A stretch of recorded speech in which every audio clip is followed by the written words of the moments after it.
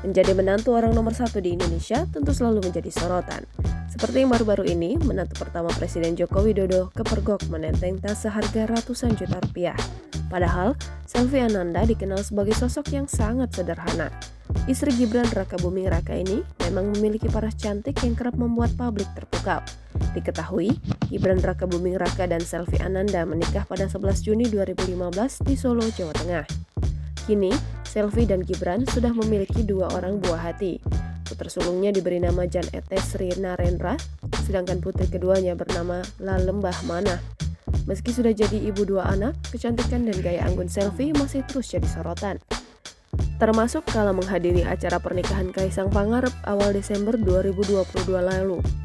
Bahkan terpantau dari unggahan akun Instagram Raffi Nagita 1717 pada Rabu 4 Januari 2023, Selvi Ananda dianggap tak kalah cantik dari Nagita Slavina, istri Sultan Andara.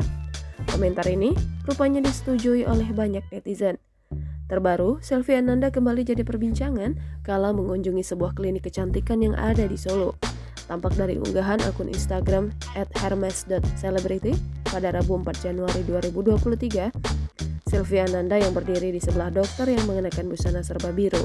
Sementara Selvi Ananda tampil memukau dengan kaos dan masker warna coklat muda. Ia memadukannya dengan celana panjang warna gelap. Istri Gibran Rakabuming Raka ini pun menenteng sebuah tas berwarna coklat muda sehingga sangat serasi dengan outfitnya. Tas seri Hermes bikin 25 YouTube Togo Leather with Gold Hardware inilah yang langsung mencuri perhatian. Pasalnya tas merek Hermes ini dibanderol dengan harga ratusan juta rupiah. Tampak dari caption, tas ini dibanderol dengan harga 32.500 US dollar. Jika dirupiahkan dengan kurs 1 US dollar sama dengan 15.500 rupiah, tas ini harganya bisa mencapai 503.750.000 rupiah.